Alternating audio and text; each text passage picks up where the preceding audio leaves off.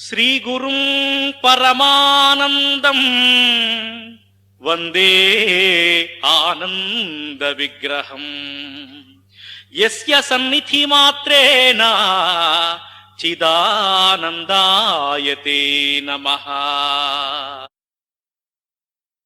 Dear friends and devotees, it is a great pleasure for me to welcome our learned guests to the Ayurvedic seminar today. I must say a few words about the background of this seminar because it is not a dry academic seminar like the ones conducted in the colleges and universities.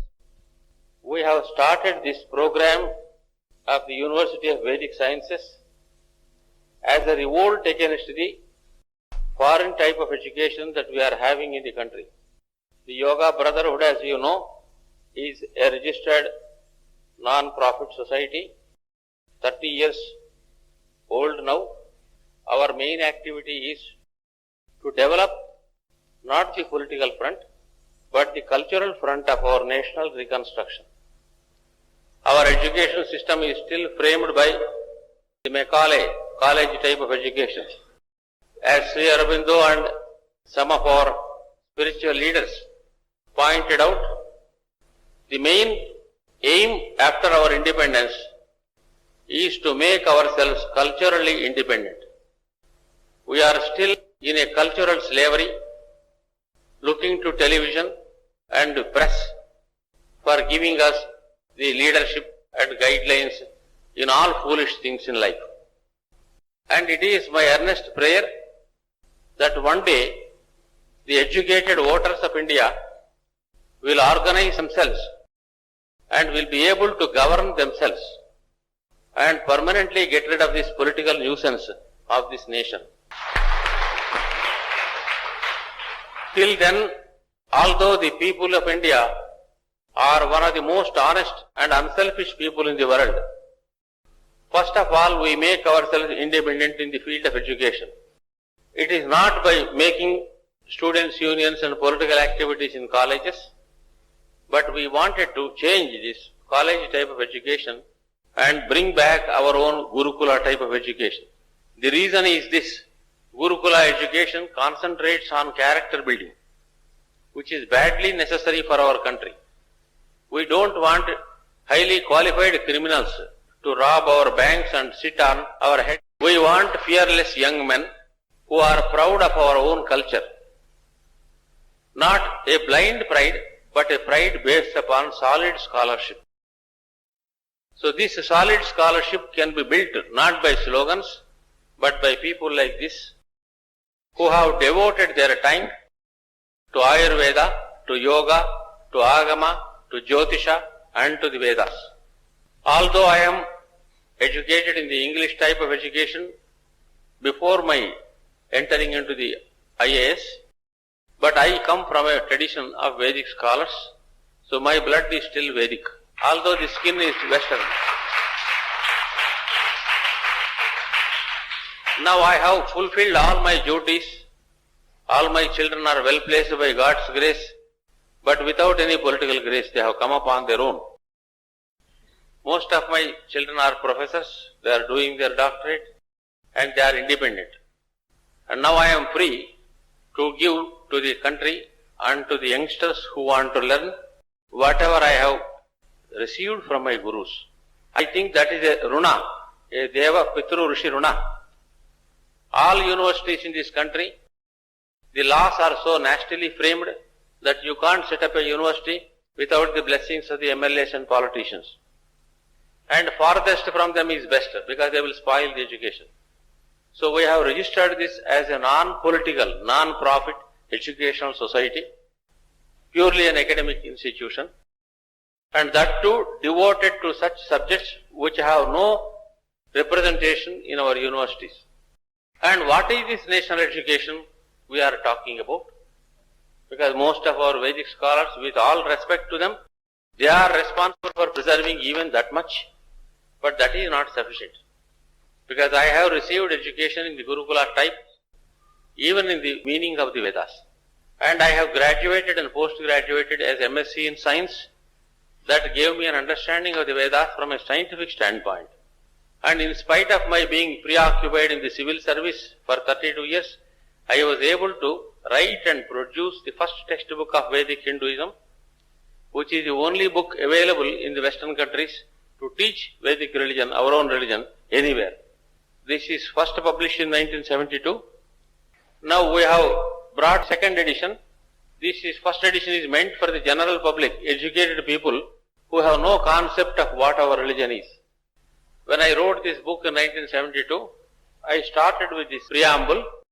Many foreigners, as soon as they land in India, the first question they ask is, what is Hinduism? And often they get no answer because many Hindus are foreigners to their own religion.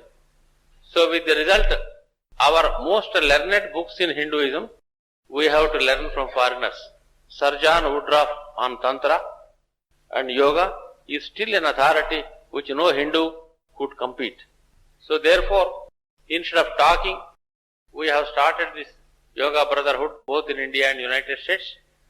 And during my 3 lecture tours to European states, and they were astonished to see that such a textbook is now existing, because in Columbia University, a Muslim teaches Bhagavad Gita, and in Harvard, in comparative religions, their own religion is taught by a Christian and a Muslim, and Hindu religion is taught by a Muslim and a Christian. When I pulled up the Vice Chancellor and asked him, what is this injustice? Why can't you appoint a Hindu for teaching Hindu religion? He said, sir, this is not our fault. You have no qualifying degree of Vedic Hindu religion in India anywhere. You start a degree, give them qualification, we will gladly take them. Because we go by academic qualifications, we can't judge a person without this formal degree. So I found that after 32 years, we are having no degree to qualify people in our own religion, even if we want to teach them. So I started writing the first textbook of Vedic religion. But we don't have any such book in India in our own language from which I can derive the outlines. So after struggling for 10 years, I took up the Veda Suktas which I have learnt, took their meaning, took their topics, put them together in modern format, what the Veda teaches about the universe, what the Veda teaches about man, what the Veda teaches about Ayurveda, about Jyotisha, and then arrange them in a systematic order like a modern textbook of science. And I was astonished that this textbook format suddenly tallied with what is taught in the Bhagavad Gita. Till then I was thinking like many of you that Bhagavad Gita is also a religious book to be recited blindly and to be chanted with ignoring meaning. I found that the topics Lord Krishna dealt with in Bhagavad Gita are exactly the same ones as I took 10 years to compile, and then here and there I tied the loose ends. Some of the questions which I had no answers in my book, I could take the cue from the Bhagavad Gita. Now I am including that as a syllabus in the degree course of Vedic Hinduism, because that gives the first outline of the universal scope of what the Vedas teach, what each mantra teaches, and where is the proper place in the Vedic religion. Then I could understand the outline, just like seeing the whole of the globe from a satellite, from a Voyager, from outer space. If you see all the countries, you form one map. I could see the universal scheme of the Vedic religion. Without taking too much of your time, I will explain why so many subjects which are normally not part of Hindu religion are included. For example, Ayurveda. Many ask me that why do you include Ayurveda in your degree course in Vedic Hindu religion? I said, you don't understand, and I was also not understanding, that all our sciences and all our religion come only from the Vedas. Yesterday, I showed you the book I wrote mainly. I am not a scholar in Ayurveda, I am no scholar in anything at all, except to bring together all the scholars, like Vyasa Maharshi did. So the purpose of my giving this small book is to point out to scholars of Ayurveda where exactly Ayurveda has drawn from the Vedas. My father was, to my luck, is both an Ayurvedic scholar and also a Veda Pandit and a great yogi. Without yoga, you can't understand the secret link of Vedic Hindu religion. All religions are theoretical, whereas our Vedic religion is based upon spiritual experience. Unless you have some spiritual experience, you can't understand why these Vedic mantras describe like that. So this is Anubhava Pradhanam. This is based upon spiritual experience. Every religion describes God. You see Bible, God is described as a burning bush or a light, a pillar of light. But only in the Bhagavad Gita you see the Virat Purusha, the universal form of God, in which all other gods are formed as part of Him. Till that time I could not understand why the Vedas have Indra, Varuna, Yama, so many devatas. Why? Why not one God like any other religion? I found out that this concept of this Virat Purusha, the Purusha Sukta describes Sahasra Sirsha Purusha, the Purusha with 1,000 heads, 1,000 hands and 1,000 eyes, is the Vedic God, the God of gods. And He is the main outline of the universe. Purusha is this universe. Purusha is man. Purusha is also both. He is called Purushottama. So He is also physically here. So this gives us the unity. All sciences are linked in man. How are they linked? Through Ayurveda. Without chemistry, you can't understand the chemical reactions taking place in your digestion, in assimilation, in respiration. All this requires chemistry. You require biology to understand the structure of the organs. Each organ has a different structure. Your lungs, your brain, your kidneys, they have a different structure. They have a function. And they have a different will. Yoga teaches that each organ has got its own will. But that is subordinate to the supreme will of the whole body. So therefore Ayurveda says that each organ in the body is presided by one Devata. And Agnir Mukham, the Purusha Sukta gives, Agni is presiding over the Mukha because Jataragni is responsible for cooking this fire in the stomach. Therefore Ayurveda gives you Vaishvanara Churnam because Vaishvanara is a Vedic god. So without Vaishvanara's knowledge in Veda, you don't understand why this Vaishvanara Churnam here. Without understanding Jataveda, you don't understand why Saraswata Churnam. Saraswati is for memory.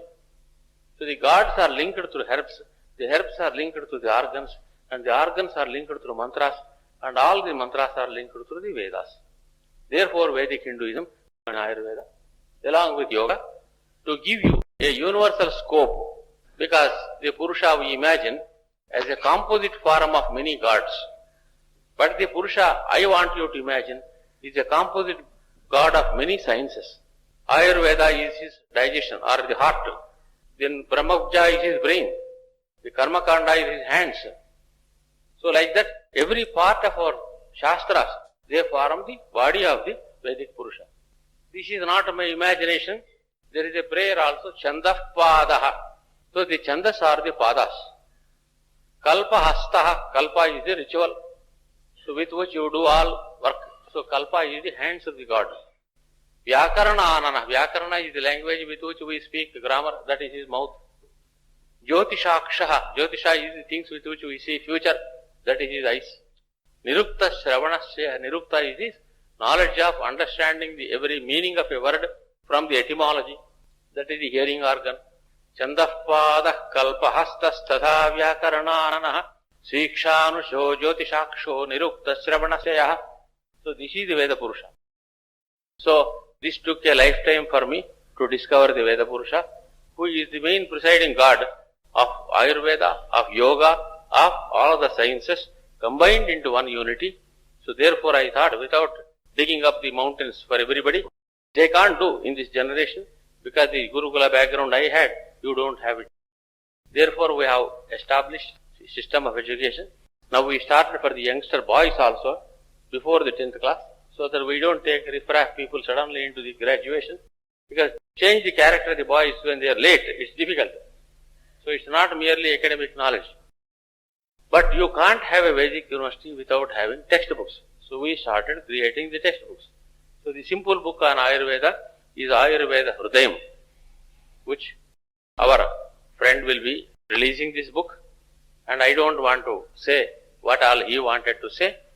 So I would rather follow him and listen to with you to what he has to advise us and guide us, because they are the main scholars in Ayurveda and we wanted to follow them. So I also suggested 2 more topics. as part of this Ayurveda, which is not normally done. One is Mantra Ayurveda. There is a Talapatra book which I have somebody presented that describes the Ayurvedic herbs which are used in Mantra Shastra. The Tulasi, for example, it can be used for cough and phlegm as an Ayurvedic herb. But in the temple ritual, it is also used in worship. So there are so many Ayurvedic herbs which have psychological properties. So this is called Mantra Ayurveda. So our Mantra Siddhi, this Mantra Ayurveda book says, if you, instead of doing 4 lakhs, 10 lakhs like that, if you take this mulika, hold it in the hand on that particular nakshatra and do the japa, the Mantra Siddhi comes in a matter of days. So therefore we have lost this Mantra Ayurveda, which we wanted to now re-establish. Mantra Siddhi is given in a short time. Otherwise, if you see this Mahabharata and Ramayana, Astras, if a man has to do the japa for 2 months, he will be killed in the battle. The moment he thinks of the Astra, the effect is immediately produced. That is because Mani, Mantra, Aushadha, Mulika, all these are used together to give you Siddhi in a matter of days, which will take a whole lifetime. So we are introducing this Mantra Ayurveda and also Jyotish Ayurveda. Jyotish Ayurveda, because in the Vedas there is a Nakshatrishti mantras. Every nakshatra has got a Devata. Prithiga Nakshatram, Agni Devata, Rohini Nakshatram, Prajapatir Devata. And these nakshatras have got some Oshadhis. So when we start any holy marriage or any other ritual, Palika Navadhanyas we start put Ya Oshadhe Striyugam Pura, Deve Bhyastriyugam Pura. The mantra says, O Oshadhis, you are born 3 yugas before the Devas. So therefore, we have to learn what is the creation during the 3 yugas, what is the creation during the Devata Yuga, during this Oshadhi Yuga, why the Oshadhis are worshipped. And then we know why Jivaka, the famous physician who treated Buddha, he knew the use of mantras with the Oshadhis. So when he went to his guru to learn Ayurveda, he said, you have to offer a Guru Dakshina. He said, what is the Guru Dakshina? He showed him a hill. You find one herb in this hill which is not useful for medicine, then I will take you as my student. 7 years this Jivaka struggled. Every herb has got a medical property. So he went to his guru, he said, sorry sir, I cannot find a single herb which has no medical properties, so I can't offer any Guru Dakshina. He said, I don't want Guru Dakshina, I want you to know that every plant has got medical use. Now I will take you and teach Ayurveda. So that Jivaka became physician to Lord Buddha. So I have given something about Jivaka, something about Basavarajyam because it talks about Purva Karma, Karma Vipaka causes diseases. Pura Karma Vipakena Vyadhirupena Pijite. So for this karma, we have the Veda mantras. For this Vyadhi, we have got the Aushadas. And other things, Panchakarma, Chikitsa, Kayakalpa, all these things our friends with greater authority than you do. And I must tell you, it is my pleasure to have Sri Sitaraman and Purushottamacharya to take charge of these proceedings of Ayurveda. And I request Sri Sitaraman and Sri Purushottamacharya and deliver their message to us and release this book and say a few words. This book is unfortunately in Telugu. Very soon we will bring it out in English. I thank you for taking me. But contribution of students, more and more students to come and take this degree in Vedic University because we can only teach you, but we cannot force it on you unless you want to learn. So if we get into the mainstream of our national education, all these sciences will survive. Otherwise, like Purushottamacharya and like me, 1 or 2 fellows will be surviving like a living fossil and preserving a little knowledge. That is no use. It must come into the mainstream of education.